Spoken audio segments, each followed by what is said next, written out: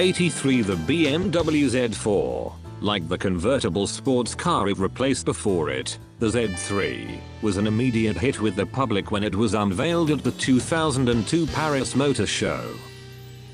But while the previous car featured a free-revving but fairly anemic 4-cylinder for its base engine, BMW opted to install their new roadster with a peppy 2.5-liter inline-6. A larger, more powerful 3-liter inline-6 was also available.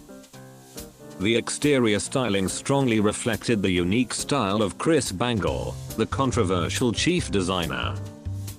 The flowing fenders and the Z-shaped press line embossed into the sheet metal in front of the doors were major features that distinguished the car.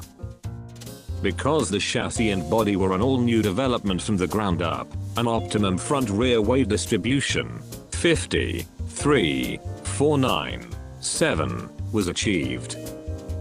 It is amazing that the torsional rigidity of the new car was triple that of the previous car. This structural stiffness achieved while reducing the overall weight of the Z4 by a full 25 kilograms. The basic format of the suspension, struts in the front and multi-links in the rear, was carried over from the 3 Series of the era, E46.